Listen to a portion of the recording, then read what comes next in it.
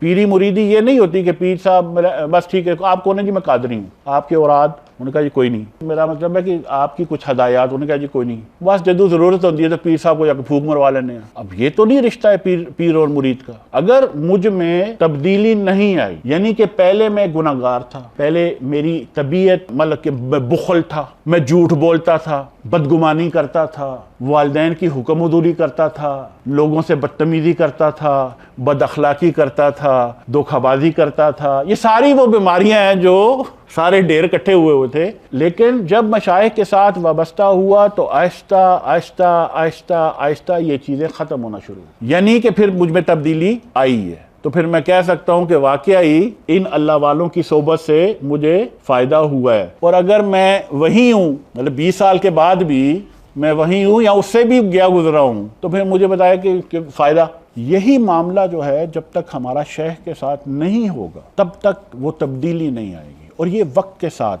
جب ہم اللہ کا ذکر کریں گے اور اللہ کے حبیب صلی اللہ علیہ وسلم کا ذکر کریں گے، مراقبہ کریں گے، تو تب جا کے ہمارے اندر یہ محبت جو ہے یہ